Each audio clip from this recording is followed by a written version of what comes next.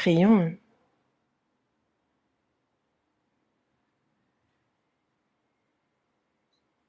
Dis notre Père, toi qui nous aimes, toi qui es saint et miséricordieux, toi qui es dans les cieux. Nous étions éloignés de toi et agissions dans le péché, mais tu as eu pour nous de la peine et le jugement et la malédiction que nous devions recevoir. C'est le Seigneur Jésus qui s'en est chargé à notre place. Par le précieux sang qu'il a versé, il a éternellement lavé nos péchés et fait que sans aucun mérite de notre part, nous avons été sauvés. Tu as fait de nous, Dieu, tes enfants saints. Tu nous as donné l'espérance grande et glorieuse de pouvoir entrer dans ton royaume éternel. Nous te remercions pour cette grâce. Et nous, qui avons reçu la rédemption de nos péchés par le précieux sang versé par le Seigneur, sommes réunis devant toi. Nous te remercions de nous guider et de nous apprendre ta parole. Avec la pandémie, nous ne pouvons nous réunir et c'est en divers lieux, dans le cadre de la famille, que beaucoup de frères et sœurs écoutent en ligne ta parole à cette heure. Seigneur, sois avec eux et que ta grâce abonde. Accorde-leur d'être remplis du Saint-Esprit et que ta grâce, Seigneur, que ta gloire puisse déborder dans notre vie et dans notre cœur et que la vie qu'il nous reste puisse être vécue pour ta gloire et que en cela nous ne manquions de rien. Soutiens-nous et aide-nous. Il y a tes églises en Corée, dans le monde entier. Nous croyons et te remercions, car nous savons que tu prends soin de chacune d'entre elles. Et comme des frères et sœurs partout où ils sont, accorde-leur amour, sagesse, et remplis-les par la puissance de ton Saint-Esprit, qu'ils puissent annoncer ta parole avec assurance. À ceux qui sont malades, à ceux qui sont dans la faiblesse, accorde-leur la grâce dont chacun a besoin. Fortifie-les pour qu'aucun ne s'éloigne, soutiens chacun. En ton temps, tu nous donnes la parole dont nous avons besoin. Tu nous enseignes la voie à suivre, Seigneur. À cette heure encore, tu es avec nous. Et il y a cette parole, cette volonté sainte que tu souhaites nous révéler aujourd'hui. Aide-nous à la comprendre et que cette parole puisse nous diriger dans notre vie et que l'on puisse vivre le reste de notre vie pour ta volonté. Que cette parole soit notre force dans ce sens et nous te demandons de nous guider. Nous avons prié au nom du Seigneur Jésus-Christ. Amen. Ouvrons la Bible. Galates, chapitre 5.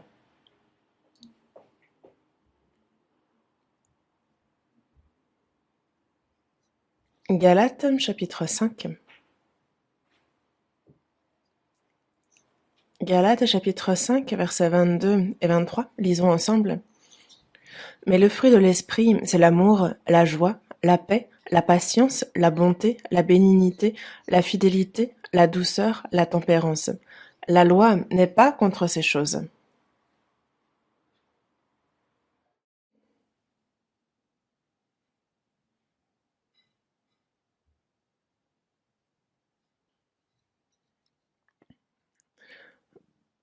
Vous êtes assis en respectant les numéros. Non?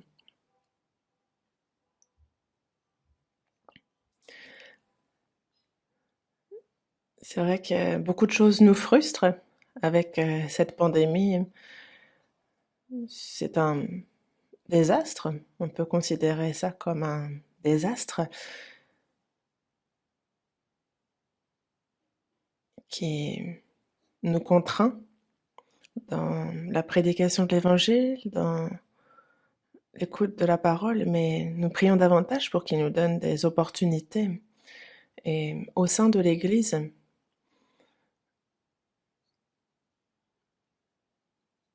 il y a des frères et sœurs contaminés qui souffrent. Il me semble justement de la maladie. Merci de prier pour eux.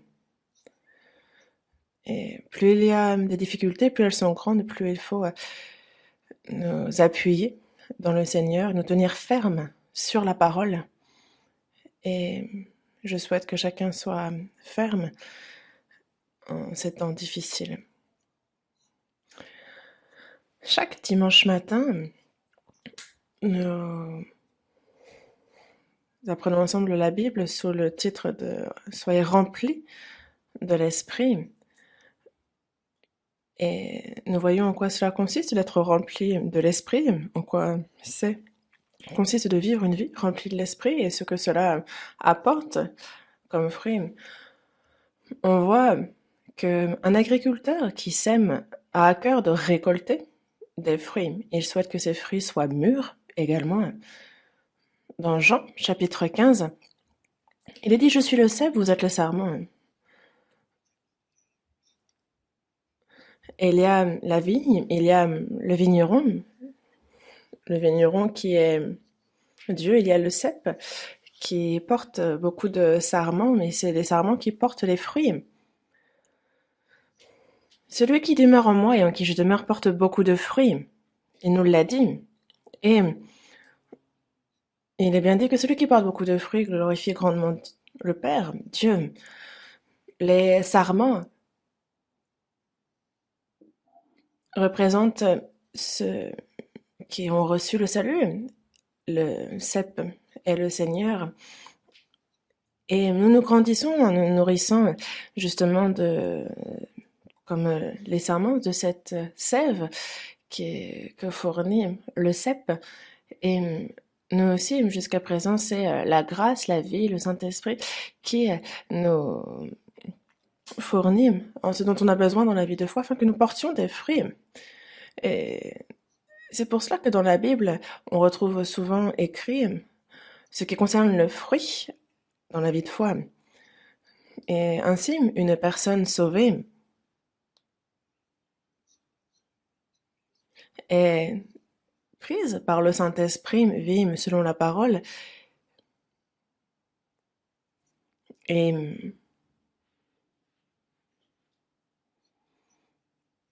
lorsque nous sommes remplis de l'Esprit, alors nous portons le fruit de l'Esprit. Dans Luc, chapitre 19, verset 22,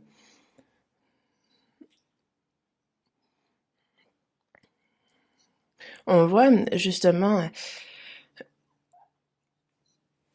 la parabole justement des talents. On voit justement qu'il est demandé de faire proférer cette... Et donc il y a cet homme qui va dans un pays lointain et c'est pour recevoir l'autorité royale et il demande donc à ses serviteurs il leur donne des mines, pardon, et il leur demande de les faire valoir jusqu'à ce qu'ils reviennent. Et quand il revient, il est donc, il a cette autorité royale et il demande à chacun de faire un rapport, de faire connaître comment ils l'ont fait valoir. Et donc le premier dit, ben, tu m'en as donné 10, en voici 10, je t'en ai rapporté 10. Et il lui dit, bah, c'est bien mon serviteur, tu as été fidèle en peu de choses. Donc, le second vient et lui dit, bah, ta mine a produit 5 mines. Et lui dit, toi aussi, sois établi sur 5 villes, tu as aussi été un bon serviteur.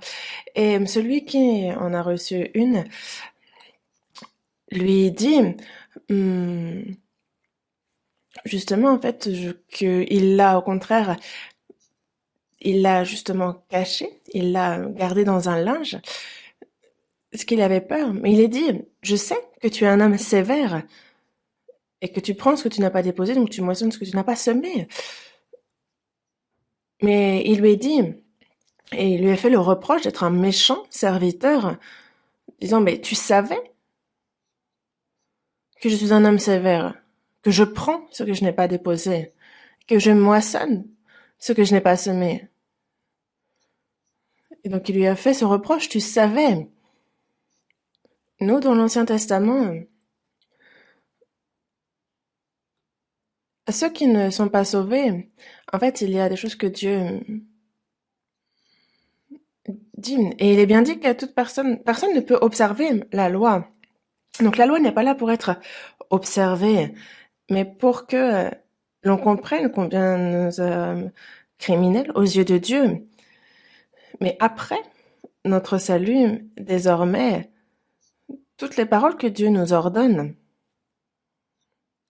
c'est que lui nous a sauvés, il nous a donné la vie, il nous a donné la puissance du Saint-Esprit. Il a semé cela en nous. Et il est celui qui récolte après avoir semé cela en nous. Et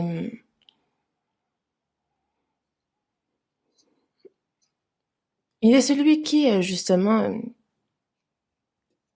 qui nous donne comme une mine et qui souhaite justement qu'on la fasse valoir.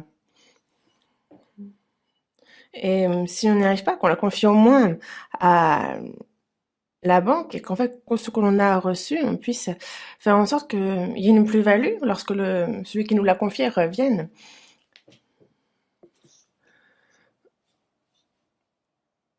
Il n'a pas semé, il récolte. Qu'est-ce que cela veut dire? Il moissonne ce qu'il n'a pas semé. Il nous a donné la vie, le Saint-Esprit. Et ce qu'il veut, c'est des fruits. Il ne nous donne, c'est pas qu'il ne nous donne rien et qu'il attend en retour quelque chose. Non. À tous ceux qui sont sauvés, il nous dit de nous aimer les uns les autres, d'être obéissants jusqu'à la mort, de faire le service. Et tout cela, en fait, il nous a donné la vie, la puissance, toutes choses nécessaires pour accomplir cela, afin qu'on puisse le faire. Il nous dit de le faire parce qu'il nous a donné de quoi le faire. Mais donc il moissonne ce qu'il n'a pas semé. C'est qu'il y a le fruit de l'esprit. Après notre salut, le Saint-Esprit est l'esprit de Dieu, n'est-ce pas? Il nous fait comprendre la grâce abondante de Dieu. Et c'est par sa vie, par sa puissance qu'il nous transforme. Et au final, quand on vit en suivant le Saint-Esprit, c'est par l'Esprit qu'on sème et par l'Esprit qu'on récolte, qu'on moissonne. Et c'est là que l'on porte les fruits de l'Esprit. C'est pour ça. Ceux qui ont reçu la vie, l'Esprit de Dieu, évidemment, qu'ils doivent porter le fruit de l'Esprit. Si on a reçu la vie, si on a reçu le Saint-Esprit, si on a reçu le salut, mais qu'on n'a pas du tout de fruits, alors c'est étrange, non? Il nous donne tout ce dont on a besoin pour faire ce qu'il nous demande de faire. Il n'est pas quelqu'un qui nous demande ce qui nous est impossible, et c'est pour cela qu'il y a 9 fruits qui sont décrits ici. Et il nous a donné la vie, l'esprit. Et ce qu'il veut, c'est qu'on porte les fruits qu'il nous décrit ici. Évidemment. Et donc il faut qu'on les porte au final. Ce n'est pas genre je peux les porter ou ne pas les porter, ce n'est pas une option. Hein. Certaines personnes disent ah, comment est-ce qu'un seul homme peut porter ces 9 fruits, ce fruit de l'esprit? Mais qu'ils disent c'est à travers l'Église, ce sont des choses que l'Église, un fruit que l'Église doit porter. Mais non, il est certain que c'est bien des fruits que chacun d'entre nous doivent porter. La semaine dernière, à 2 reprises, je vous parlais donc de ce premier fruit qui est l'amour. Et c'est important. Il a commencé par ça. Dieu est amour. Il n'a pas aimé seulement en parole. Il a été jusqu'à donner son Fils unique pour nous sauver. Il l'a donné en victime expiatoire. Il ne l'a pas épargné, mais il l'a donné et était jusqu'à le faire mourir pour nous. Et le Saint-Esprit nous a fait comprendre et connaître cet amour. Et donc le salut de notre âme, c'est l'amour de Dieu. Croire en Jésus, c'est croire en l'amour de Dieu. Il a bien manifesté envers nous son amour lorsque nous étions pécheurs, lorsque nous étions éloignés, perdus, lorsque nous étions dans nos iniquités, dans nos péchés. C'est alors qu'il nous a aimés. Et ça, il ne fait que de le répéter dans la Bible. C'est pour cela que nous avons connu et nous avons cru en cet amour qu'il a manifesté. Nous qui étions des pécheurs, voués à entrer dans la fosse. Mais cet amour a eu la force de nous faire passer de l'enfer à son royaume. Et il a également la force de nous transformer dans notre vie, afin qu'il puisse, lui, agir en nous. Il a cette puissance-là. Cet amour-là nous transforme, nous fait aimer le Seigneur en retour. Et parce qu'on aime Dieu en retour, on obéit alors à la parole de Dieu. Et parce qu'on aime le Seigneur, on vit pour lui. Parce qu'on l'aime, on aime les frères et sœurs. Parce qu'on aime le Seigneur, quelles que soient les souffrances que l'on connaît, quelles que soient les adversités, on peut les supporter. Et parce qu'on aime le Seigneur, on peut aussi haïr toutes les choses vaines et fausses de ce monde. Et on peut jusqu'au bout donc vivre pour la gloire de Dieu. Et c'est ici possible toujours par la puissance de l'amour. C'est cet amour-là qui nous a sauvés, c'est l'amour de Dieu qui nous tient et qui nous permet de vivre. C'est notre vie à nous chrétiens et c'est cet amour-là qui nous soutient, qui nous aide sur cette terre jusqu'à ce qu'on entre dans le royaume éternel. Et cet amour continuera même au-delà une fois dans ce royaume.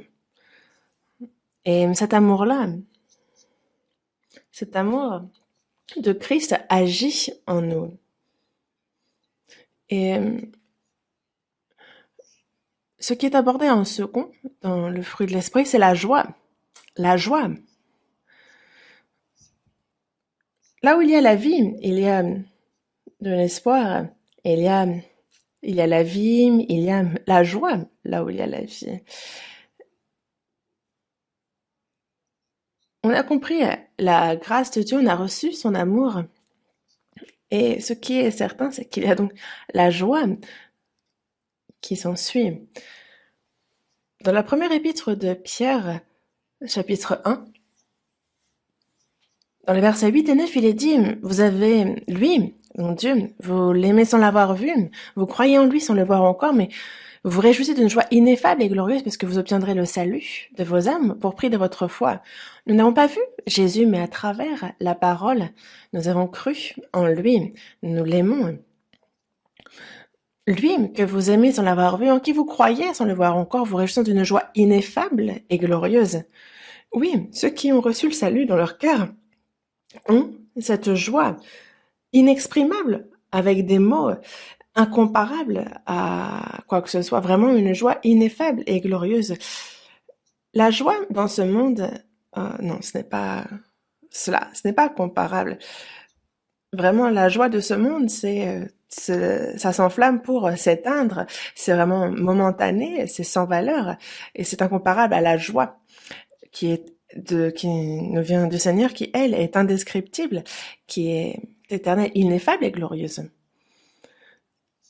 Et une fois dans le royaume aussi, cet amour, cette joie ne cesseront pas.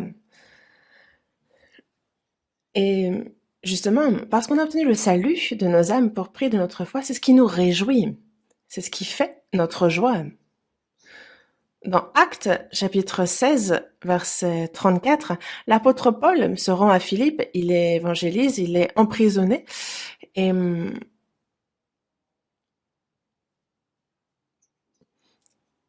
lui et Silas sont donc emprisonnés, et la nuit, ils prient, ils chantent des cantiques. Et donc, le geôlier, alors, c'est là qu'on le voit, lui et toute sa famille, être sauvés. Toute sa famille est sauvée, ils croient en Dieu, et on voit justement qu'ils se sont réjouis avec toute sa famille de ce qu'ils avaient cru en Dieu. C'est vraiment, le salut, c'est une joie, on se réjouit. Moi aussi, le jour où j'ai reçu le salut, donc en 1962, le 30 octobre, à 8 heures du soir. Ça fait maintenant plus de 60 ans. Alors que j'étais pourtant dans les études de théologie, on m'avait confié une église durant 2 ans, j'y prêchais, mais c'est à ce moment-là que j'ai reçu le salut, et c'est incroyable, et c'est encore quelque chose qui me surprend chaque jour. Et cette joie que j'ai connue alors, c'est vraiment la force dans mon cœur, et il faut l'utiliser justement pour la gloire de Dieu, c'est elle aussi qui nous guide.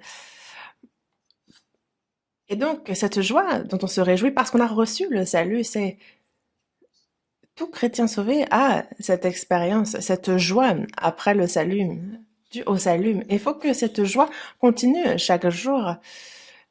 Plus on comprend la grâce abondante, l'amour de Dieu qui déborde, en fait, c'est une joie qui abonde en nous. Et on peut donc obéir à la parole de Dieu, on peut aussi y être obéi. J'ai bien compté qui dit jour de joie, le jour où le Seigneur prit mon péché. On comprend bien. En anglais, n'est-ce pas? Oh happy day, when Jesus washed my my sins away. He taught me how to worship and pray and live rejoicing every day. happy day, when Jesus washed my sins away. Je me souviens en fait même des paroles en anglais, c'est pour vous dire. Cette chanson est vraiment un jour de joie. Jour de joie, jour de joie, le jour où le Seigneur lava tous mes péchés. Mais cette joie-là ne peut s'éteindre. Il ne faut pas qu'elle s'éteigne. Dans Actes, chapitre 2, verset 28, il est dit « Tu m'as fait connaître les sentiers de la vie. Tu me rempliras de joie par ta présence. » Tu me rempliras de joie par ta présence. On voit aussi que dans les psaumes écrits par David, on voit David louer le jour de son salut et la joie qu'il connut alors. Dans Ésaïe, chapitre 61, verset 10 aussi, il le dit bien.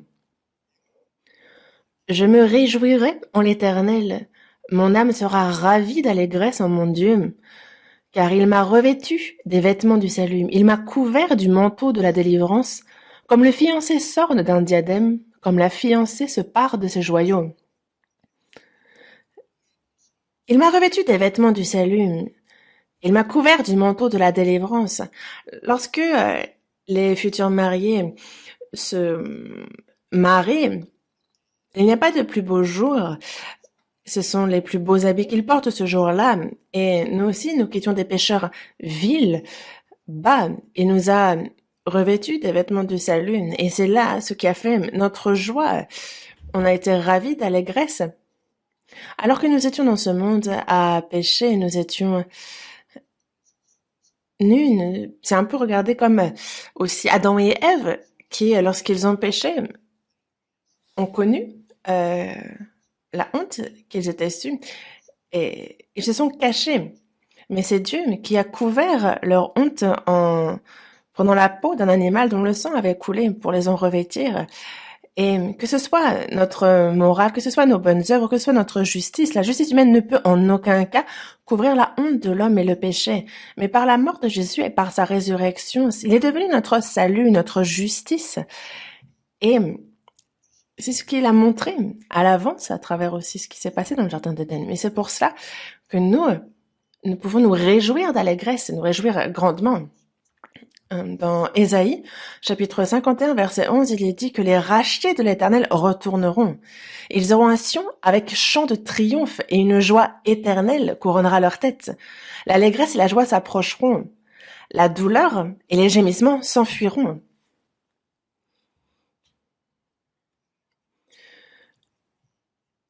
Justement, les rachetés de l'Éternel se réjouiront. Une joie éternelle. Une joie éternelle. C'est de cela que l'on sera couronné. L'allégresse et la joie s'approcheront, la douleur et les gémissements s'enfuiront. Avant que nous ne recevions le salut, nous sommes tous justement dans la douleur, dans les gémissements, mais c'est des choses passées.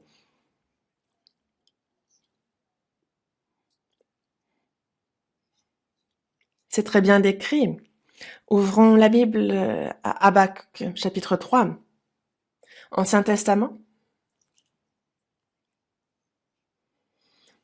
Habakkuk, chapitre 3. Chapitre 3. Habakkuk, chapitre 3, verset 17 et 18. Je vais lire. Car le figuier ne fleurira pas, la vigne ne produira rien, le fruit de l'olivier manquera, les champs ne donneront pas de nourriture, les brebis disparaîtront du pâturage, et il n'y aura plus de bœufs dans les étables. Toutefois, je veux me réjouir en l'Éternel. Je veux me réjouir dans le Dieu de mon salut. Le prophète Habakkuk se réjouit de son salut et rend grâce à Dieu. Mais il ne fait que citer ce qu'il n'a pas. Il dit « je n'ai pas ceci et cela ». Et il y a une raison pour laquelle il n'a rien de tout ce qu'il décrit. C'est que le peuple d'Israël a péché envers Dieu. Et donc Dieu a soulevé Babylone et a châtié le peuple d'Israël à travers Babylone. C'est l'instrument qu'il a utilisé. Et donc il a pris tout ce qu'il possédait. Que ce soit le figuier, la vigne, l'olivier, toutes ces choses-là, étaient ce que le peuple d'Israël considérait comme les premières nécessités, vraiment des fruits très importants dans leur vie quotidienne. Mais le figuier ne fleurira pas, la vigne ne produira rien, le fruit d'olivier manquera, les champs ne donneront pas de nourriture. Il n'y a pas de brebis dans les pâturages, plus de bœufs. Tout a été volé, il ne reste rien, plus de bœufs dans les étables, rien. Parce qu'auparavant, c'était ça la fortune des hommes. Et donc, en un mot, il n'y avait plus rien à manger, plus rien. Mais, toutefois, je veux me réjouir en l'Éternel. Je veux me réjouir dans le Dieu de mon salut. C'est l'expression utilisée. Les chrétiens nés de nouveau, que ce soit personnellement au terme de la nation ou dans le monde, quelles que soient les difficultés, quels que soient les désastres qu'ils connaissent, quelles que soient les épreuves, les tribulations, les difficultés rencontrées, que l'on soit pauvre dans la chair, qu'il y ait des tribulations, que l'on soit touché par la maladie physiquement et que l'on ait à mourir, ça ne va pas ôter notre joie, pardon. On se réjouit quand même en l'Éternel. Dans l'Empire romain, les chrétiens étaient emprisonnés, ils étaient donnés en pâture aux lions. Ils étaient accrochés à des sommets, on leur ôtait la peau, on les brûlait sur des bûchers. En fait, c'est un peu comme des torches. Ils les donnaient vraiment en pâture aux bêtes sauvages. Et cela ne les empêchait pas de rendre grâce à Dieu et de louer le Seigneur. Les chrétiens, quelles que soient les difficultés et les tribulations rencontrées, sont ceux qui peuvent se réjouir et qui, au contraire des gens de ce monde, ne se réjouissent pas des choses de ce monde. Ce n'est pas là qu'ils cherchent leur joie. Justement, même si je n'ai rien, je me réjouis dans le Dieu de mon salut. Je me réjouis en lui, de sa présence, du fait qu'il soit avec moi. Ça, c'est certain. Il faut que ce soit encore le cas maintenant. Avant que Jésus ne vienne, regardez déjà comment ils exprimaient leur joie vis-à-vis du retour du Seigneur. Dieu est notre salut et c'est la source de notre joie. Dans le psaume, chapitre 4, verset 8, il y a David qui dit « Tu mets dans mon cœur plus de joie qu'ils n'en ont quand abondent leurs froment et leurs maux. » Le Seigneur, la joie que tu mets dans mon cœur, elle abonde. Il y a une joie vraiment qu'il a mis dans notre cœur, cette joie qui nous vient du Seigneur, qu'il nous donne. Et cette joie-là, elle abonde bien plus que lorsque leurs froment et leurs maux à eux abondent. On a plus de joie que quand eux, ils ont de quoi manger. Dans Luc, il y a donc un riche qui a accumulé beaucoup de biens et de quoi manger. Et il dit à son âme, « Mon âme, tu as beaucoup de biens en réserve pour plusieurs années. Repose-toi, mange, bois et réjouis-toi. » Et Dieu lui dit, « Insensé, cette nuit même ton âme te sera redemandée. Ce que tu as préparé, pour qui cela sera-t-il » Insensé. Oui, les grains, que ça abonde. Ça signifie bien que la personne ne manque pas de quoi manger. La vigne aussi peut justement réjouir le cœur. Cela peut créer l'allégresse dans le cœur de quelqu'un. Mais on voit la civilisation, le divertissement, les plaisirs qui se développent dans ce monde, toutes ces choses-là. Et les gens sont là, justement, ils se disent, réjouissons-nous, jouons.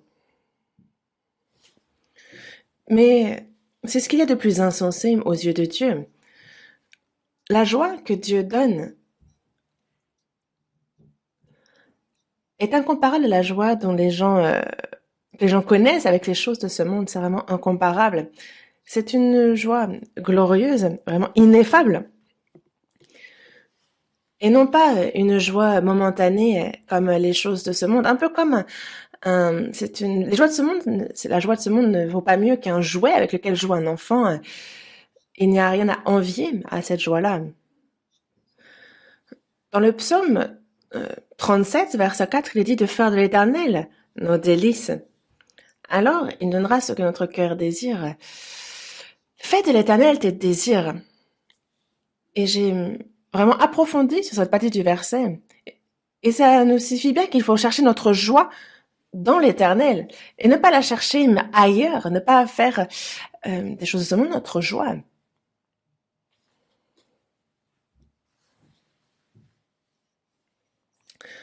Il y a une joie que Dieu nous donne. Il nous a tant donné pour qu'on puisse se réjouir. Il a pardonné nos péchés, n'est-ce pas?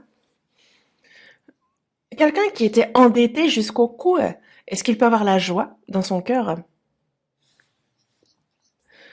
Il faut que quelqu'un paie complètement sa dette. Alors seulement, toutes les inquiétudes, tous les soucis s'envolent. Justement, dans Ésaïe, il nous dit bien qu'on a reçu de la main de l'Éternel au double de tous nos péchés. Et parce que nous avons été donc sauvés, c'est pour cela qu'on se réjouit. Parce qu'il nous a sauvés, parce qu'il nous a pris pour ses enfants, parce qu'il nous a donné l'expérience glorieuse de pouvoir entrer dans son royaume éternel. C'est pour cela que nous pouvons nous réjouir. Nous nous réjouissons de ça. Il y a cette joie qui nous vient du Seigneur et qui est incomparable à la joie de ce monde. Et cherche donc la joie dans l'Éternel. C'est en lui qu'est la joie. C'est ce qu'il veut nous dire. Il y a tant de joie que Dieu veut nous donner, mais même les chrétiens, il ne faut pas qu'ils cherchent leur joie dans des endroits farfelus. Des joies de se réjouir d'avoir beaucoup d'argent ou de profiter de choses charnelles et d'en tirer de la joie. Certaines personnes se consolent lorsqu'ils voyagent, d'autres c'est dans les jeux, les divertissements. Mais chercher sa joie ailleurs quand le Seigneur, ce n'est pas une bonne chose, c'est vraiment dans le Seigneur, dans l'Éternel qu'il faut se réjouir. Et c'est quand on se réjouit en lui qu'on peut lui être agréable. Et alors vraiment il donne ce que notre cœur désire. Fais de l'Éternel tes délices et il te donnera ce que ton cœur désire. C'est dans lui qu'il faut se réjouir et c'est lui qui doit nous réjouir. Alors, dans notre cœur, vraiment, il nous donne ce que notre cœur désire. C'est une promesse surprenante qu'il nous fait.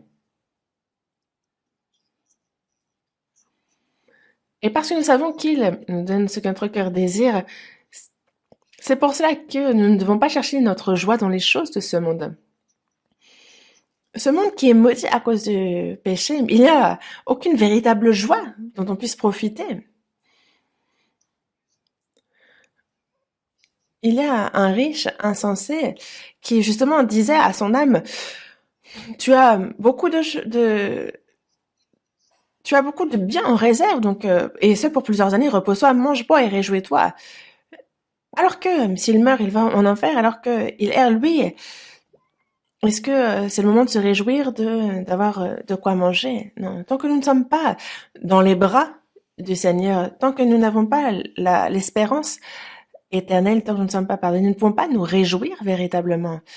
Dans les Proverbes, chapitre 14, verset 13, il est bien dit que au milieu même du rire, le cœur peut être affligé et la joie peut finir par la détresse. Les gens dans ce monde,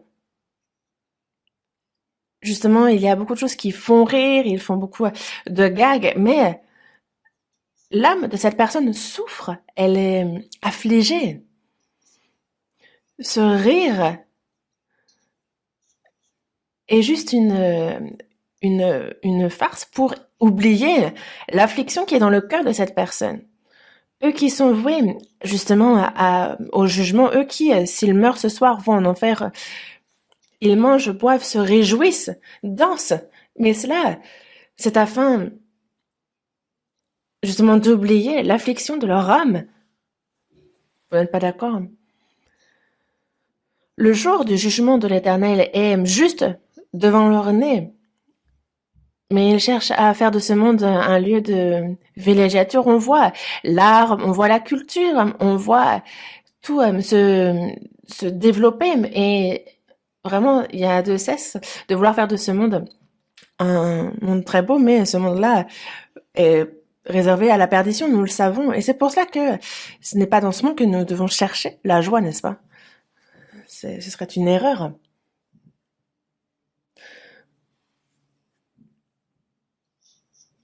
Parce que tout ça, c'est une tromperie, c'est vraiment faux. C'est afin de qu'on se méprenne, qu'on oublie. C'est vraiment hypocrite. Tant que nous n'avons pas reçu la joie qui vient de Dieu, alors nous ne pouvons pas connaître la véritable joie. Dans Jean chapitre 14, verset 27, il est bien dit, c'est Jésus qui le dit, je vous laisse la paix, je vous donne ma paix, et je ne vous donne pas comme le monde donne. Que votre cœur ne se trouble point et ne s'alarme point. Dans Ésaïe, chapitre 57, verset 21, il est dit, il n'y a point de paix pour les méchants, dit mon Dieu, il n'y a point de paix pour les méchants. Les pécheurs qui vont en enfer, quelle paix peuvent-ils connaître? Non, c'est une fausse paix. Mais Jésus, mort sur la croix, a dit avoir tout accompli. Lui, le Fils unique de Dieu, comme il est venu mourir comme un agneau, il a pardonné éternellement tous nos péchés. Et il le dit dans Jean chapitre 20, verset 19. La paix soit avec vous, la paix soit avec vous. Il a montré les trous dans ses mains, dans son flanc. Il dit la paix soit avec vous. Il a montré ses mains, ses côtes. Il a dit, je vous laisse la paix, je vous donne ma paix. Et nous, le jugement que nous devions recevoir, c'est le Seigneur qui s'en est chargé. Il a payé au double. Et c'est pour ça que nous pouvons avoir la paix. Je vous laisse la paix, je vous donne ma paix. Je ne vous donne pas comme le monde donne. C'est une paix que le monde ne peut donner ni nous reprendre d'ailleurs. C'est le Seigneur qui nous l'a donnée. Dans Jean, chapitre 15, verset 11, il est dit « Ma joie est en vous. » Et le but est que la joie soit parfaite. C'est dans le Seigneur qu'il y a la joie. Il y a une joie qui déborde constamment dans le Seigneur. Et cette joie qui nous vient de Dieu, qui nous vient du Seigneur, il a dit l'avoir mis en nous. Et il a dit faire en sorte que cette joie soit parfaite en nous. La paix du Seigneur et cette joie, c'est quand elle déborde en nous, que vraiment on est renouvelé aussi chaque jour. Et quand ça arrive, alors le reste de notre vie, on peut vraiment la vivre pour le Seigneur et pour sa gloire. Dans Colossiens chapitre 3, verset 15, il est dit que la paix de Christ à laquelle vous avez été appelés pour former un seul corps règne dans vos cœurs. Il faut que la paix de Christ règne dans vos cœurs, que cette joie, que cette paix doit toujours régner dans notre cœur, toujours. Quelle que soit l'occasion, il ne faut pas qu'on oublie ça un seul instant. Il ne faut pas que cette paix soit brisée, il ne faut pas que cette joie s'arrête non plus. Quand on regarde le foot, on voit l'entraîneur, dès qu'il y a un problème, en fait, il crie. On voit aussi l'arbitre qui, dès qu'il y a un truc, dès qu'il y a un petit couac, il siffle. Et alors vraiment, ça arrête le jeu. Donc c'est pareil dans notre vie. Dès qu'il y a cette paix, dès qu'il y a un problème, ça brise la paix, comme ça coupe le jeu. Et il faut donc que cette paix, que cette joie règne dans nos cœurs constamment. Les gens de ce monde et la joie qu'ils connaissent est une fausse paix. C'est un piège. Et ce sont des choses qui sont momentanées et vouées à disparaître. Dans Job, chapitre 20, verset 5, il est dit que le triomphe des méchants a été court. Et la joie de l'impie, momentanée. C'est momentané. Ça apparaît pour un temps pour disparaître. Dans le psaume 37, verset 10 aussi. Il est dit, justement, tu regardes encore un peu de temps et le méchant n'est plus. Tu regardes le lieu où il était et il a disparu. Là où il y avait ses biens, le méchant. En fait, Si tu regardes bien là où il a disparu. Il est là pour un moment. Et ensuite, c'est la fureur, le jeu de Dieu qu'il connaît. Il est envoyé en enfer. Et donc, cette joie est juste momentanée. Il n'y a rien à envier à la joie de ce monde.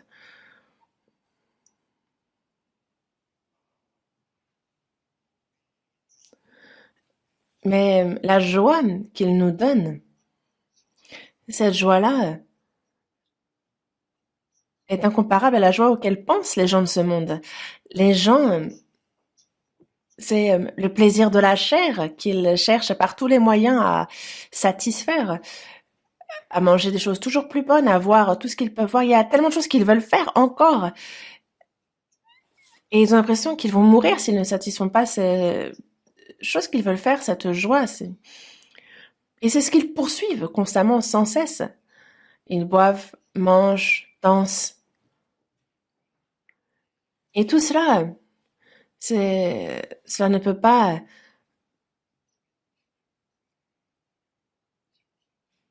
même un instant, faire oublier justement cette crainte qu'ils ont dans le cœur vis-à-vis de Dieu, ce qui les attend. C'est seulement pour oublier qu'ils font tout ça. Dans Luc chapitre 6, verset 25, il dit: Malheur à vous qui êtes rassasiés, car vous aurez faim.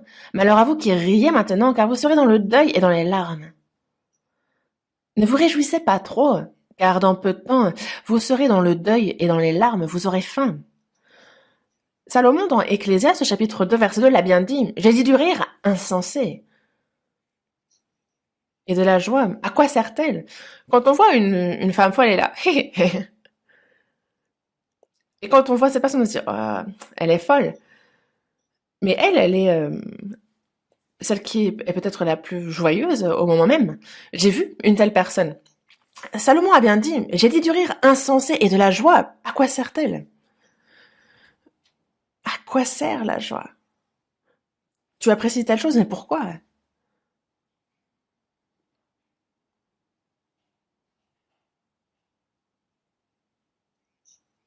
Dans les Proverbes, chapitre 15, verset 15, il est dit: Tous les jours du malheureux sont mauvais, mais le cœur content est un festin perpétuel. Tous les jours du malheureux sont mauvais, mais le content est un festin perpétuel.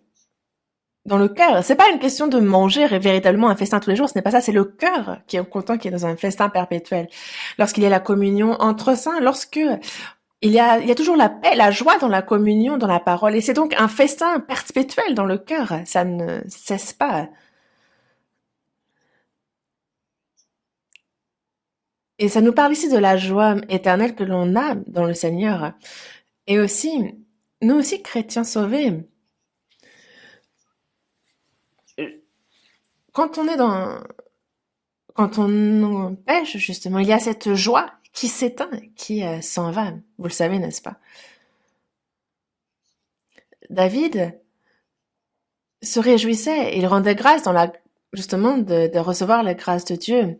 Mais lorsqu'il a commis un péché avec la femme d'Uri et qu'il a même tué Uri, le prophète Nathan est venu lui faire des reproches. Et dans le psaume 51, on voit justement ce que David dit dans la repentance. Et il demande à Dieu de lui rendre la joie de son salut. Il demande à ce qu'un esprit de bonne volonté le soutienne.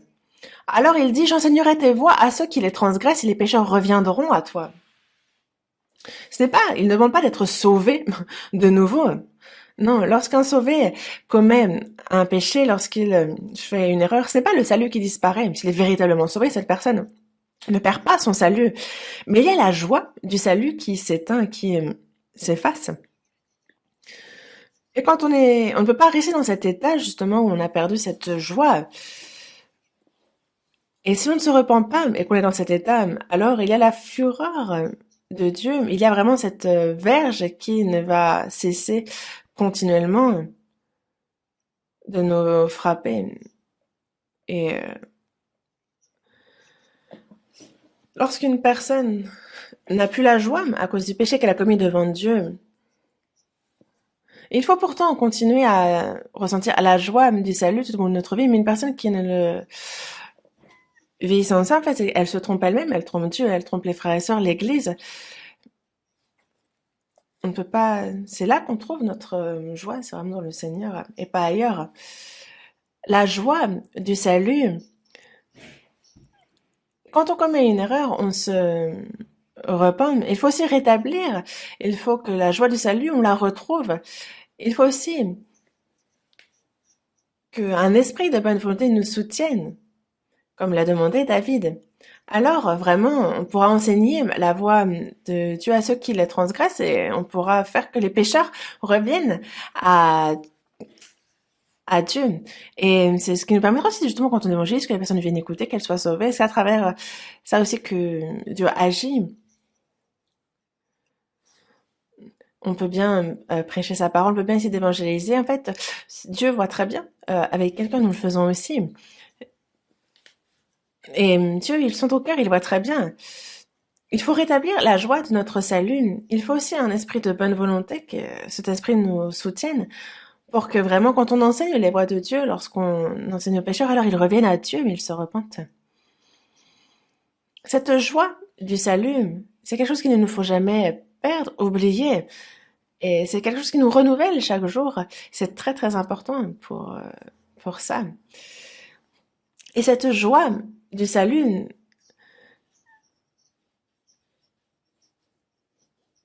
justement, ça, elle nous renouvelle pour qu'on puisse aussi chaque jour suivre la parole de Dieu, lui être obéissant, que l'on accomplisse sa parole dans notre vie. Et c'est justement dans ce salut que l'on a une joie qui déborde. Mais quelqu'un qui désobéit et qui se dit être dans la joie, c'est mentir ça. Dans le psaume 119, verset 92, il est bien dit que si ta loi n'eût fait mes délices,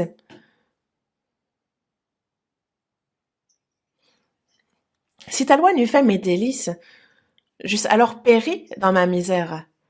C'est vraiment la loi, la parole de Dieu qui fait ma joie, qui fait mes délices. Pourquoi il faut que ce soit sa parole qui fasse mes délices, qui fasse ma joie? Parce que c'est là qu'il y a l'amour, qu'il y a les promesses, qu'il y a les paroles qui nous disent que Dieu est avec nous. C'est là que tout nous est dit. C'est là qu'il y a son aide dans notre vie. C'est à travers cette parole-là que l'on peut recevoir la force, la consolation et la joie. C'est par sa parole. Si ta loi lui fait mes délices, je alors péri dans ma misère.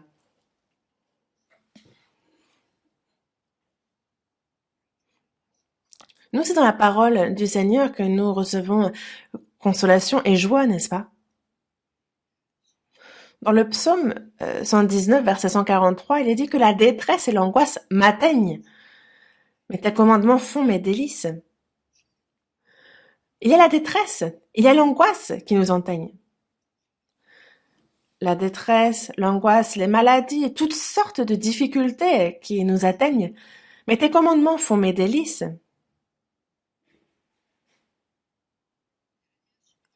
Dans Jérémie chapitre 15, verset 16 aussi, il est dit « J'ai recueilli tes paroles et je les ai dévorées. Tes paroles ont fait la joie et l'allégresse de mon cœur. »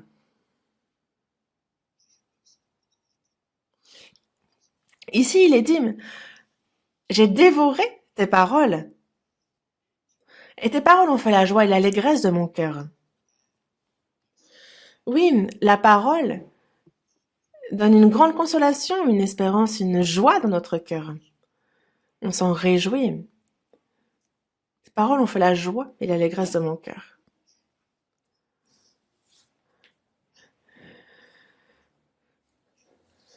Justement, nous, notre âme, qui a été libérée des péchés, on se réjouit à la vue du Seigneur. Oh, quel beau jour, Seigneur! Il y a vraiment, c'est ça. C'est, on a cette espérance d'entrer dans le royaume de Dieu. On a été pardonné. C'est comme un fils dont le père riche lui dit qu'il héritera de lui lorsqu'il vient avec justement tous ses biens. Ça fait la joie. Mais on ne sait pas, peut-être si les choses se passent mal. Je me souviens d'avoir entendu une histoire assez drôle. Il y avait donc quelqu'un qui avait donc prévu de se marier avec une très belle femme. Il avait fait ses études aux, aux États-Unis, il avait toutes ses études. Et justement, en fait, il a dit se marier quand il aura hérité de son père toute la fortune. Donc il fait ses études, il devient héritier de son père et il se marie avec cette très belle femme. Mais en sortant de la salle de mariage, justement, il a été frappé par un taxi et il est mort sur place. Je sais pas si c'est une histoire vraie, mais ça pourrait. Mais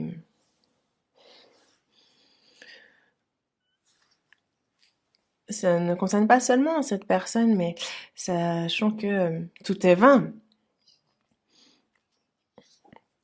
Ce sont des choses que l'on voit dans ce monde, mais nous, chrétiens,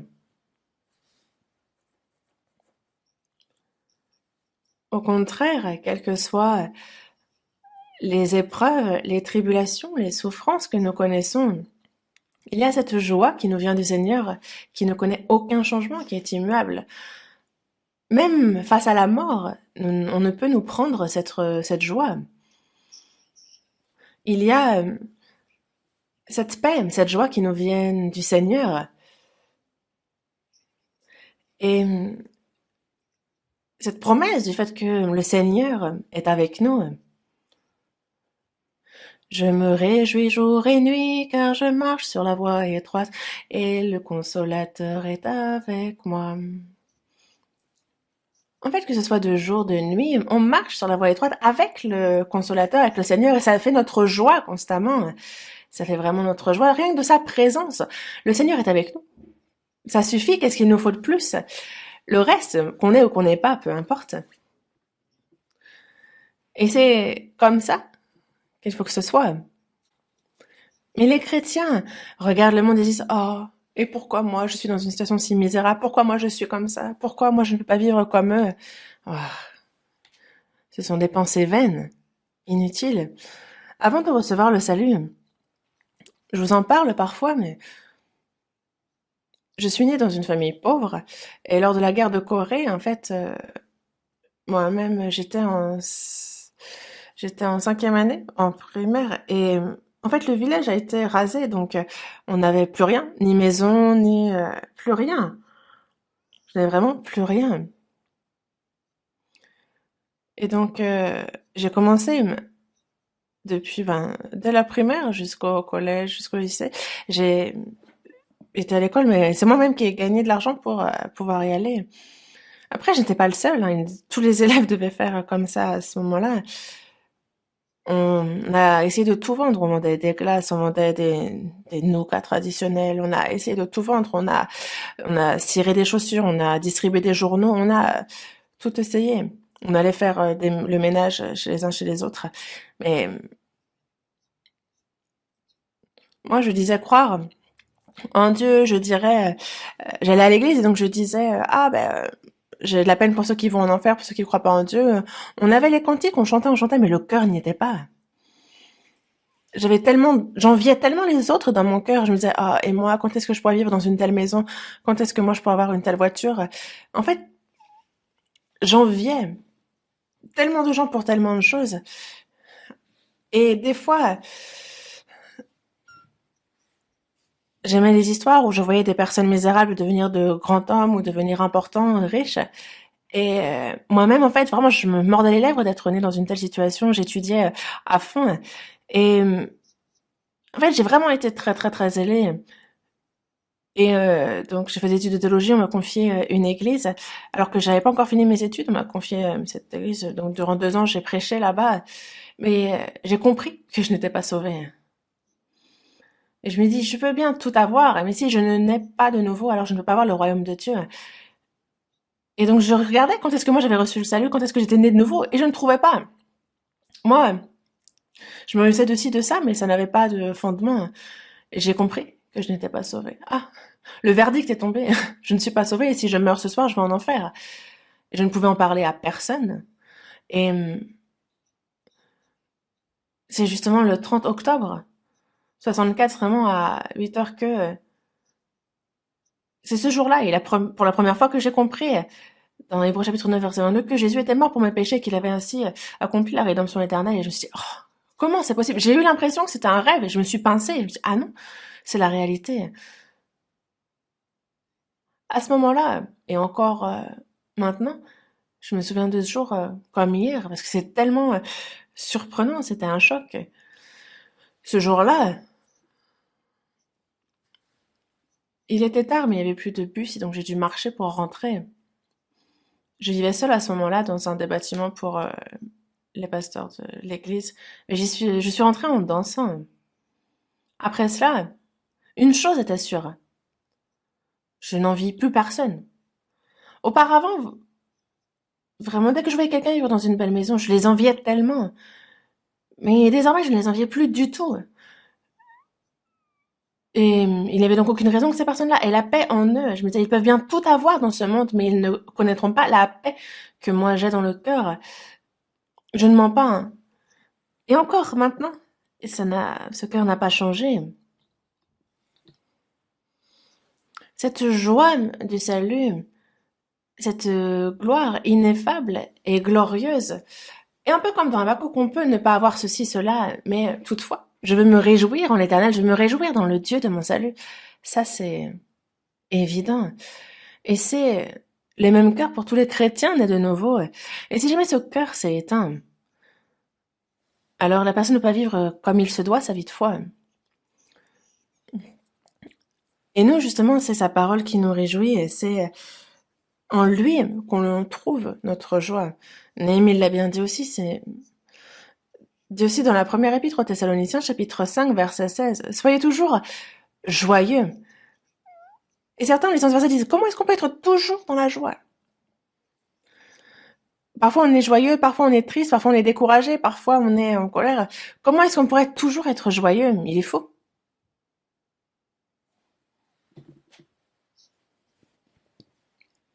Soyez toujours joyeux. Il nous a donné la joie.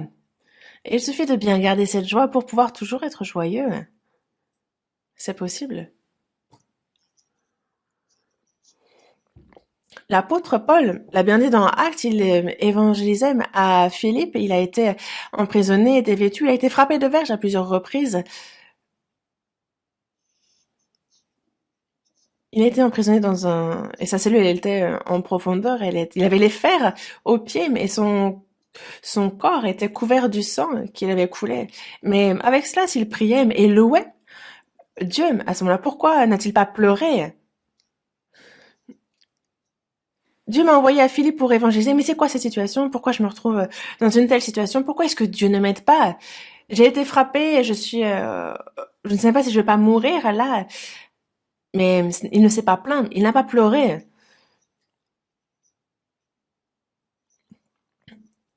Il pensait justement au fait que s'il souffrait là, c'était pour la prédication de l'évangile, il repensait à son salut.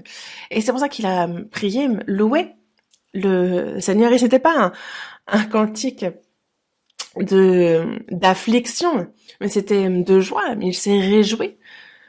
Il devait peut-être faire, je sais pas, faire des instruments avec ses fers. Et tout le monde entendait. Et justement, les fers sont tombés, les portes se sont ouvertes. Et on a vu le miracle s'accomplir, la famille du geôlier être sauvée ce soir-là.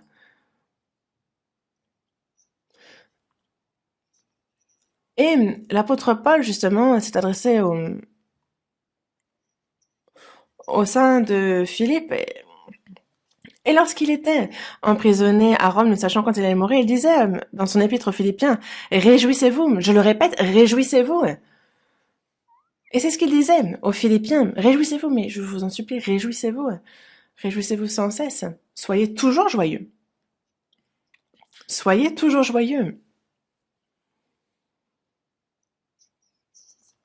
Parce qu'il nous a donné la joie, on peut être toujours joyeux, quelle que soit la situation, où que l'on soit, quoi que l'on fasse, quelles que soient les difficultés que l'on rencontre, on peut toujours être joyeux. Et c'est un fruit de l'esprit.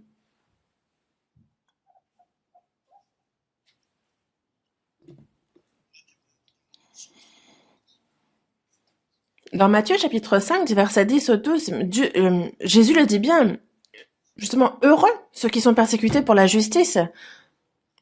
Justement, heureux vous serez lorsqu'on vous outragera, qu'on vous persécutera, qu'on dira faussement de vous toutes sortes de mal à cause de moi. Réjouissez-vous et soyez dans l'allégresse parce que votre récompense sera grande dans les cieux. Et c'est ainsi qu'on a persécuté aussi les prophètes qui ont été avant vous.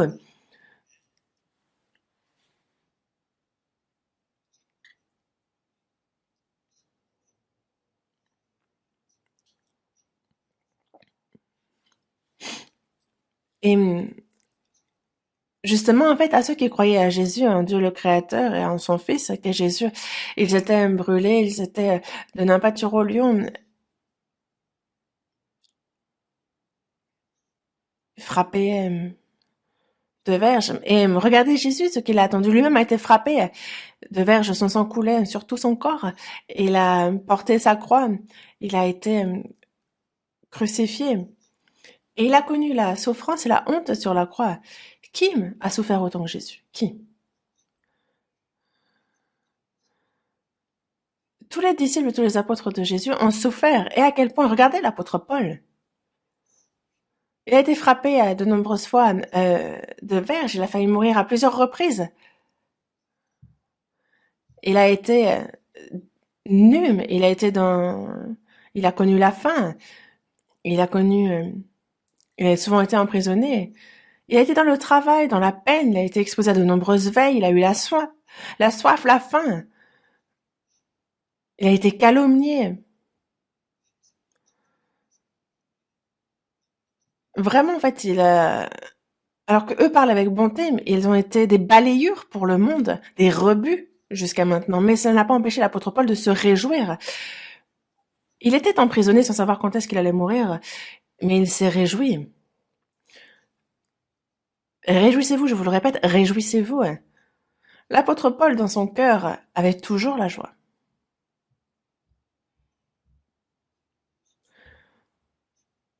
Dans Actes, justement, chapitre 13, il est bien dit, en fait, il se rend à Antioche et il y a Paul et Barnabas qui prêchent l'évangile et ils ont prêché à un grand nombre de personnes. Et nombreux sont ceux qui ont reçu la grâce et ils se sont réjouis, et ça a entraîné la haine, la jalousie des Juifs qui ont cherché, eux, à tuer et à les chasser de cette ville. Et donc après, eux, ils ont changé de ville, ils sont allés vers Icône. Mais il est bien dit que les disciples, eux, étaient remplis de joie et du Saint-Esprit. Malgré les souffrances, malgré justement les grandes tribulations qu'ils connaissaient, les disciples étaient remplis de joie et du Saint-Esprit. Et quelles que soient les difficultés, les épreuves que nous rencontrons, il faut que nous soyons remplis de la paix et de la joie qui nous viennent du Seigneur. Seconde épître aux Corinthiens, chapitre 8. Seconde épître aux Corinthiens, chapitre 8, versets 1 et 2.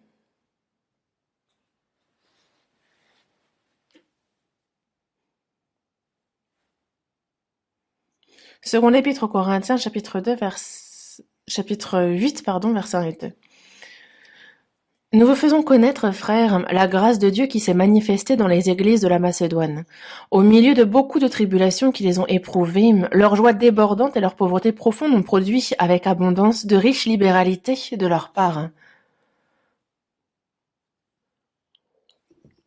Dans les églises de la Macédoine, donc il y avait plusieurs églises, dont l'église de Thessalonique, et nous vous faisons connaître, frères, la grâce de Dieu qui s'est manifestée dans les églises de la Macédoine, au milieu de beaucoup de tribulations qui les ont éprouvées, conduisant à leur joie débordante.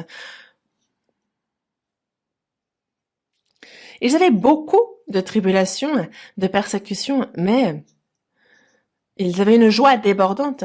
Dans 1 Thessaloniciens, chapitre 1, on nous parle de ces tribulations nombreuses qui les ont éprouvées, mais qu'ils se sont réjouis.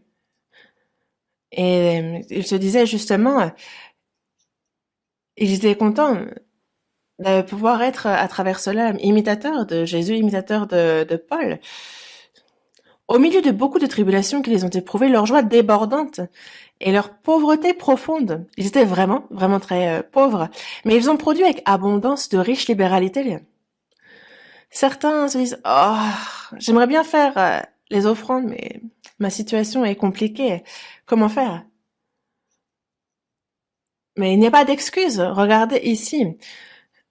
Justement, eux, c'est une pauvreté profonde. Malgré cela, ils ont eu de riches libéralités. Et qu'est-ce qui a entraîné cela? C'est cette joie débordante.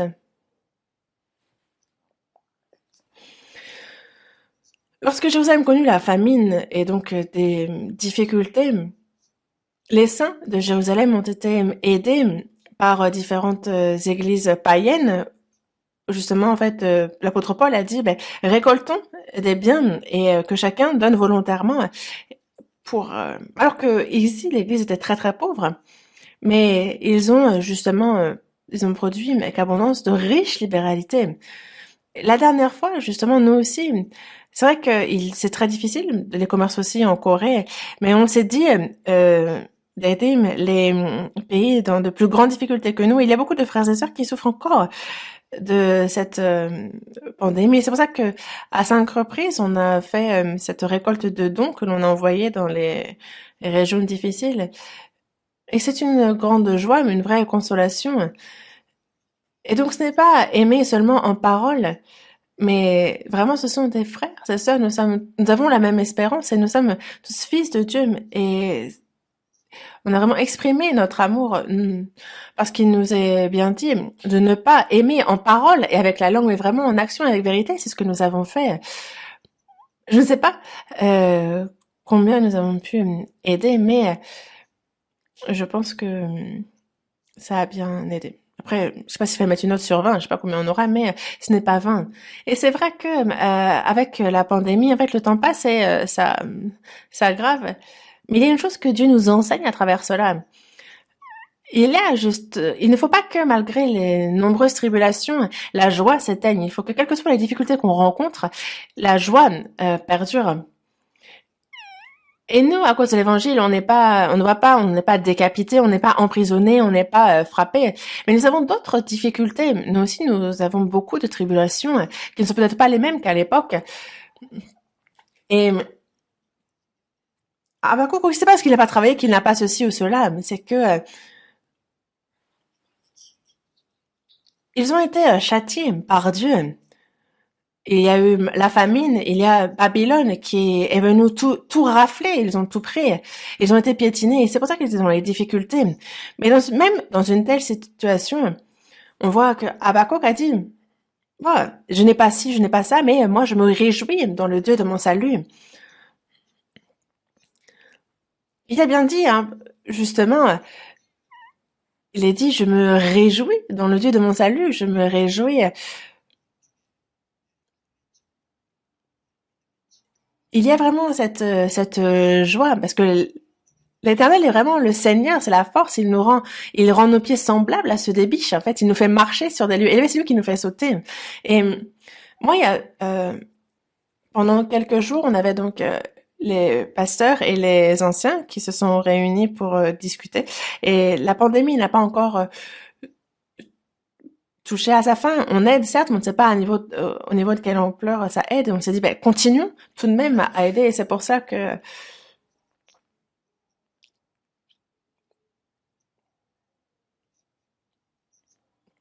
et justement, il y a des aides que l'on peut aussi recevoir. Mais justement, en fait, il y a en situation de désastre ou de catastrophe comme celle que l'on connaît là, il y a des aides de gouvernement aussi. Et nous, on s'est dit, ben, c'est des occasions aussi c'est des occasions que l'on peut saisir aussi. Et on n'a pas encore parlé officiellement, mais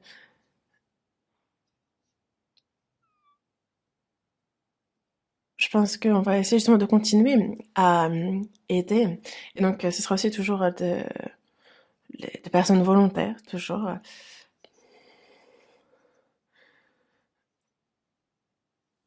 Et je crois que c'est à peu près 88% de la population des citoyens coréens qui peuvent recevoir ce soutien. Donc, si jamais on reçoit, on peut très bien, selon la foi de chacun, donner la moitié. Je pense pas qu'on fasse partie des 12% qui ne recevront pas ce soutien. Donc, selon le cœur de chacun, en fait, on a encore beaucoup à aider pour les églises à l'étranger. Et on voit ici, il est bien dit,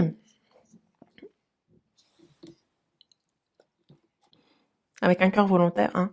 Et on voit l'église de Macédoine, donc dans le 2 Corinthiens chapitre 8, verset 3. Ils ont, je l'atteste, donné volontairement selon leurs moyens, et même au-delà de leurs moyens, nous demandons avec de grandes instances la grâce de prendre part à l'assistance destinée aux saints. Donc, ils n'ont pas seulement contribué comme nous l'espérions, mais ils se sont donnés d'abord eux-mêmes au Seigneur, puis à nous, par la volonté de Dieu. Déjà, ils ont donné volontairement. Nous, il nous a bien dit d'être fidèles jusqu'à la mort, n'est-ce pas? C'est pareil dans le service. On peut, quand on va aller jusqu'à mourir. Mais ici, ils ont donné volontairement selon leurs moyens, et même au-delà de leurs moyens. Ils ont demandé avec de grandes instances la grâce de prendre part à l'assistance destinée aux saints.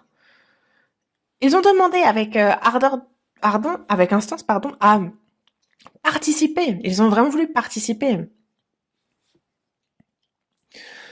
Et non seulement ils ont contribué comme nous l'espérions, mais ils se sont d'abord donnés eux-mêmes au Seigneur, puis à nous par la volonté de Dieu. Ils se sont d'abord donnés eux-mêmes au Seigneur. C'est que ce soit leur vie, que ce soit leur corps, que ce soit tout ce qu'ils possèdent, tout est au Seigneur, et donc que le Seigneur en fasse ce que bon lui semblera. Ils se sont donnés eux-mêmes au Seigneur, puis à nous, par la volonté de Dieu. Quand on voit ça, on se rend compte que, ils ont compris combien grande était la grâce de Dieu. Et nous aussi, on a reçu cette même grâce du salut, n'est-ce pas? Cette même grâce. Et j'aimerais que, à partir de maintenant aussi, on fasse pareil. Pendant un moment, je vous demanderai, avec un cœur volontaire, de faire des dons. Le montant est à votre discrétion. On en est au 4e fois où on soutient, 5e fois qu'on soutient. C'est 5e fois, n'est-ce pas? 3 fois. On n'a fait que 2 fois. Ah, moi je croyais que c'était plus. Bon bah, nous aussi alors. On l'a fait une fois, on va faire 2 fois. 2 fois, 3 fois. Ça vous dit, n'est-ce pas? Évidemment qu'il faut dire oui. Vraiment selon nos moyens et même au-delà de nos moyens. Car c'est certain que Dieu, comme il le dit dans Luc, chapitre 6, verset 38, il est bien dit donner, et il vous sera donné.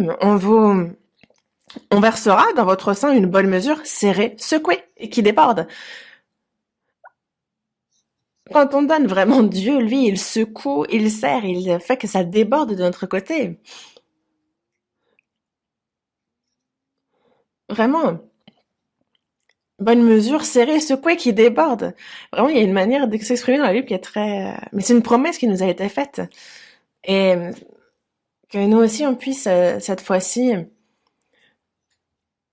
En fait, on n'a pas tant d'occasions que ça de pouvoir aussi aimer, de pouvoir donner. Et Dieu nous fait traverser ces difficultés, aussi, afin que l'on ait cette occasion et que l'on puisse nous aussi se donner. Et j'aimerais que chacun se donne, chacun, et qu'on fixe justement cette durée où on va aussi chacun soutenir les uns les autres. Je pense que c'est une bonne chose. Romains, chapitre 5. Ouvrons la Bible à Romains, chapitre 5. Romains, chapitre 5. Chapitre 5, du verset 2.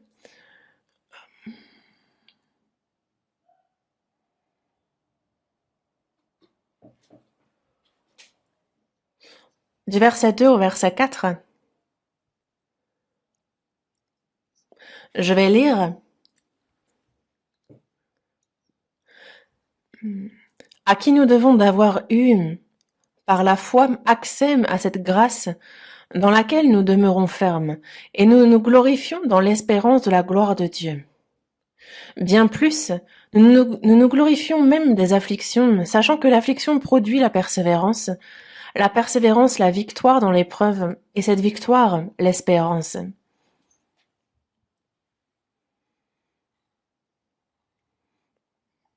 Ici, il est écrit, nous devons d'avoir eu par la foi accès à cette grâce dans laquelle nous demeurons fermes et nous nous glorifions dans l'espérance de la gloire de Dieu.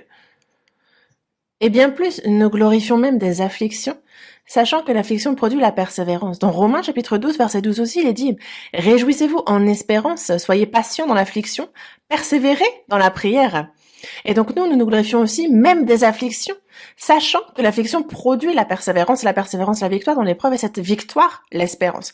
Pourquoi ces afflictions?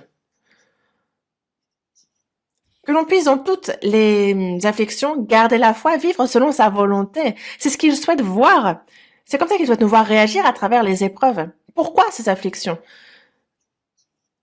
C'est qu'il veut voir tout chrétien à travers les afflictions, les épreuves, servir le Seigneur. Il veut voir être obéissant véritablement. C'est ça qu'il veut voir. Et c'est pour ça que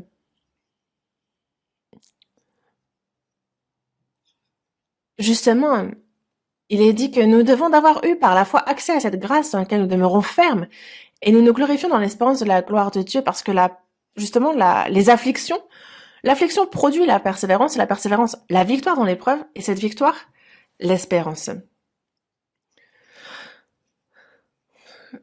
Et l'apôtre Paul avait bien dit que si nous voulons entrer dans son royaume, il nous faut d'abord traverser et passer par de multiples combats, de nombreuses tribulations. Et donc, en tout cas, nous avons donc ces afflictions, nous traversons, mais nous pouvons nous réjouir de l'espérance que nous avons, même au milieu de ces afflictions.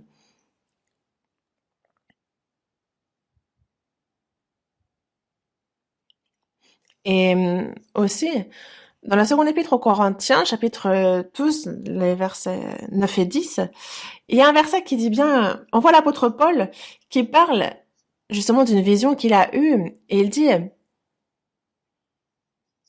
justement que la grâce qu'il a reçue est très grande, et donc de peur, justement il dit parce que là, s'il a une écharde, s'il a vraiment une écharde dans sa chair, c'est parce que justement la vision qu'il a eue est trop grande, et donc de peur qu'il ne s'enorgueillisse, il y a cette épine, cette écharde qui lui rappelle de ne pas s'enorgueillir et qui le fait souffrir, qui le torture. Et donc Dieu a mis dans le corps de l'apôtre Paul une maladie, une épine, une écharde. Il n'est pas mort de cette maladie, mais c'est une maladie pour laquelle il a pourtant prié à 3 reprises qu'elle lui soit ôtée. On ne sait pas précisément de quelle maladie il s'agit, mais quand on lit Galates, on peut se rendre compte que les saints de Galates, lorsqu'ils s'adressent à Paul, justement, ils parlent. Justement, en fait, il est bien dit de saint Galates qu'il lui aurait donné leurs yeux,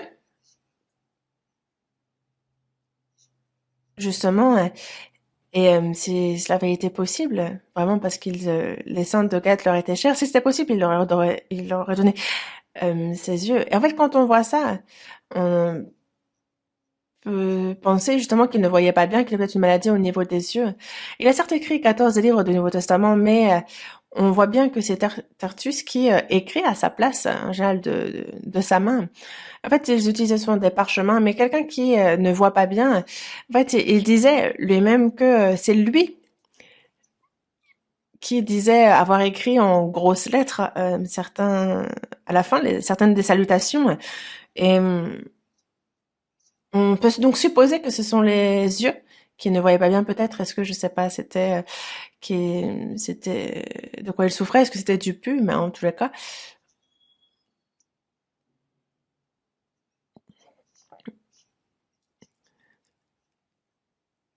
il a bien dit justement que c'est quelque chose qui était en lui. Il a prié à 3 reprises pour en être délivré, mais Dieu lui a dit, ma grâce te suffit car ma puissance s'accomplit dans la faiblesse. Et justement, je me glorifierai donc bien plus volontiers de mes faiblesses, afin que la puissance de Christ repose sur moi, parce que je ne me plains pas. Je me plais au contraire dans les faiblesses, dans les outrages, dans les calamités, dans les persécutions, dans les détresses, parce que justement, c'est quand je suis faible, c'est alors que je suis fort. Quand je suis dans les faiblesses, dans les outrages, dans les calamités, dans les persécutions, dans les détresses, à ce moment-là, c'est quand je suis faible que je suis fort, parce que c'est alors que la puissance de Dieu s'accomplit, c'est dans la faiblesse. Et donc, de peur que sa puissance le quitte, parce que quand on s'enorgueillit, la puissance de Dieu nous quitte. Regardez, Saül, le roi du peuple d'Israël, le premier roi, il a été établi par Dieu, il partait à la guerre, était triomphait des ennemis, mais il s'est enorgueilli, et donc la puissance de Dieu l'a quitté, et il est finalement mort. Salomon aussi, tout s'est bien passé, il s'est enorgueilli, et ça a mal fini. Vraiment, l'orgueil, c'est la destruction. Mais l'apôtre Paul a dit, justement, se plaire dans les faiblesses, dans les outrages, dans les calamités, dans les persécutions, dans les détresses. Pourquoi? Parce que c'est quand il est faible, alors qu'il y avait la puissance de Dieu qui se manifestait. C'est alors qu'il était fort. Et c'est pour ça que l'apôtre Paul, dans la première épître aux Corinthiens, chapitre 15, dit bien, je suis le moindre des apôtres, je ne suis pas digne d'être appelé apôtre. Parce que justement, j'ai persécuté l'église de Dieu. Il a dit, je suis le moindre des apôtres. Alors qu'il est dans le Nouveau Testament le plus grand des apôtres. Mais il dit justement, je ne suis rien, tout est la grâce de Dieu. Et c'est pour ça que l'apôtre Paul a été pour tous les croyants, pour tous qui ont la foi, un modèle. Il a été l'imitateur de Christ et nous sommes ses imitateurs. Dans Néhémie chapitre 8, verset 10, il est dit, la joie de l'Éternel sera votre force. Nous, c'est la grâce de Dieu, la paix de Dieu. C'est lorsque le Seigneur se réjouit que nous-mêmes, alors il y a la puissance du Seigneur, la puissance de Dieu qui agit en nous. Si on cherche la joie ailleurs que dans le Seigneur, alors déjà on perd notre force. Sachez-le. Les chrétiens, si c'est les honneurs, la gloire, la fortune, la noblesse qu'ils cherchent dans ce monde, dites-vous que ce sont vraiment en fait des jouets pour enfants, ce sont des choses qui n'en valent pas la peine et vous courez après le vide.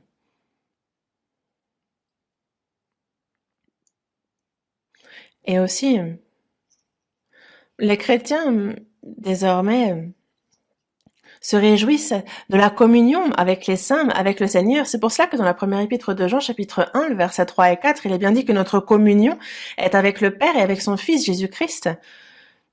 Et nous écrivons ces choses afin que notre joie soit parfaite. Notre communion est avec le Père et avec son Fils Jésus-Christ. C'est quand nous sommes en communion. C'est au sein de la communion que nous connaissons la joie. Et c'est pour cela que dans le psaume 16, verset 3, il est bien dit que les saints qui sont dans le pays, les hommes pieux, sont l'objet de toute mon affection. Les saints qui sont dans le pays, lorsqu'ils s'aiment les uns les autres, lorsqu'ils sont en communion, les hommes pieux sont l'objet de toute mon affection. C'est toute ma joie, dit l'Éternel. Et vous, où est votre joie? Les gens de ce monde, justement, ont leurs amis, leurs copains de bar, ils aiment parler des autres, ils aiment autour d'un verre médire, mais ce n'est pas notre cas. Nous aimons vraiment les frères et sœurs, nous aimons vraiment les frères et sœurs qui vivent en aimant le Seigneur, qui vivent selon sa volonté. Nous partageons le même destin, nous traversons le pire et le meilleur ensemble. Chacun est précieux. Nous sommes honorés aux yeux de l'Éternel, ils le sont aussi. Et vraiment, les hommes pieux sont l'objet de toute mon affection, dit-il, et c'est aussi notre joie. Il nous faut vivre dans sa joie. Et lorsque nous nous réjouissons, lorsque nous faisons de l'Éternel nos délices, alors nous pouvons lui être agréables. C'est pour ça que dans Hébreux, chapitre 11, verset 5, il dit bien, quand il parle d'Hénoch, que c'est par la foi qu'il fut enlevé. En fait, il n'a pas vu la mort. En fait, c'est Dieu qui l'a enlevé. Mais avant son enlèvement, il a reçu le témoignage qu'il était agréable à Dieu. Et nous aussi, comme Enoch, avant d'aller vers le Seigneur, il faut que l'on puisse recevoir ce témoignage que l'on est agréable à Dieu, que l'on a vécu en lui étant agréable. Dans la seconde épître aux Corinthiens, chapitre 5, verset 9, il y a l'apôtre Paul qui dit « C'est pour cela aussi que nous nous efforçons de lui être agréables, soit que nous demeurions dans ce corps, soit que nous le quittions. Nous les chrétiens, que l'on vive dans ce monde, ou que l'on parte rapidement vers le Seigneur, que l'on meure ou que l'on vive, nous nous efforçons de lui être agréables. »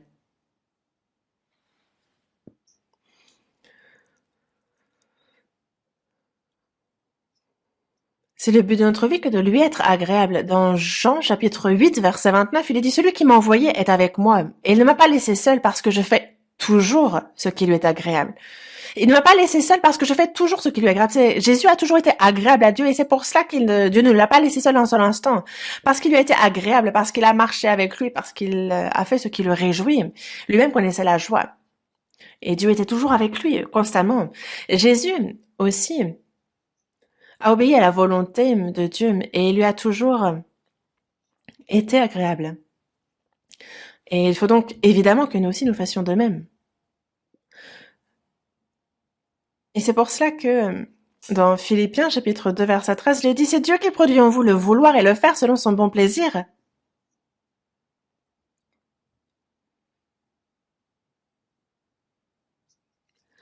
Le Saint-Esprit nous fait connaître la volonté, ce qui est agréable à Dieu, mais il nous donne le vouloir, le faire. Il nous donne justement, il nous met à cœur de faire ceci ou cela, il nous donne la force pour le faire aussi. C'est Dieu qui produit en vous le vouloir et le faire selon son bon plaisir. Dieu, c'est selon sa volonté. Dans Luc aussi, chapitre 15, verset 17, il est bien dit que il y a plus de joie dans le ciel pour un seul pécheur qui se repent que pour 99 justes qui n'en ont pas besoin de repentance. Il se réjouit du salut des âmes. Et c'est pour ça que nous aussi, nous évangélisons les âmes une à une, parce que nous savons que c'est agréable à Dieu. Et c'est pour ça que vu que ça le réjouit, ça nous réjouit aussi. Et c'est pour cela que nous cherchons à lui être agréable par tous les moyens. Discerner quelle est la volonté de Dieu, ce qui est bon, agréable et parfait. Et dans Romains chapitre 14, verset 17, il est bien dit aussi que le royaume de Dieu, ce n'est pas le manger et le boire, mais la justice, la paix et la joie par le Saint-Esprit. Les gens de ce monde mangent, boivent, se réjouissent de ces choses-là, mais ce n'est pas notre cas. Jusqu'à ce que nous rentrions dans le royaume des cieux, il y a ce royaume qui est dans notre cœur. Et comment faire pour accomplir, pour élargir ce royaume? C'est par la justice, par la paix et la joie, par le Saint-Esprit. Nous avons été justifiés par la foi, on a reçu la paix de Dieu. Il y a la justice, la paix et la joie que nous avons dans notre cœur. Et nous vivons profitant du royaume de Dieu qui est dans notre cœur durant notre vie. Parce que le royaume, on récite ensemble. Parce que le royaume de Dieu, ce n'est pas le manger et le boire, mais la justice, la paix et la joie par le Saint-Esprit. Et il faut que cela continue dans notre cœur, dans notre vie. La joie, donc, c'est un fruit très important qu'il nous faut porter. Et c'est par la grâce de Dieu et lui qui est avec nous que nous pouvons vivre dans l'espérance et que, quelles que soient les tribulations, nous pouvons nous réjouir, et car nous nous réjouissons avec lui, et il sera alors glorifié à travers nous. Soit donc que vous mangez, soit que vous buvez, soit que vous fassiez quelque autre chose, faites tout pour la gloire de Dieu. Lorsque nous vivons pour la gloire de Dieu, alors cela fait notre joie, et c'est agréable à Dieu aussi, et ça le glorifie. Prions. Dis notre Père, toi qui es miséricordieux, en cette fin des temps, tu nous as sauvés. Et désormais, le reste de notre vie, aide-nous à pouvoir la vivre pour ta volonté et pour ta gloire. Nous te remercions de toujours nous guider et nous qui sommes faibles, de nous combler nos imperfections, de nous soutenir dans notre vie afin que l'on puisse vivre pour ta gloire. Seigneur, toi qui nous aides, merci. Par ta parole, par la sagesse, par le Saint-Esprit, remplis-nous pour que le reste de notre vie, nous puissions la vivre seulement pour toi, que l'on puisse être agréable, que l'on puisse te retourner la gloire et que, à travers cela, tu sois grandement glorifié par nous. Les frères et sœurs sont dans de diverses difficultés, mais quelle que soit la situation, que ce soit par la foi en toi, Seigneur, et par la grâce que tu accordes, par l'espérance glorieuse que tu nous as donnée, et aussi par le fait de ta présence, que tu sois avec nous, que l'on puisse abonder dans la joie, dans la paix, et que cela soit une force pour nous pour vivre pour toi. Aide-nous pour cela. Que cette pandémie prenne vite fin et que l'on puisse, autant qu'on veut, prêcher cet évangile et communier. Nous sommes ardents dans notre prière pour te demander de nous l'accorder. Nous avons prié au nom du Seigneur Jésus. Amen.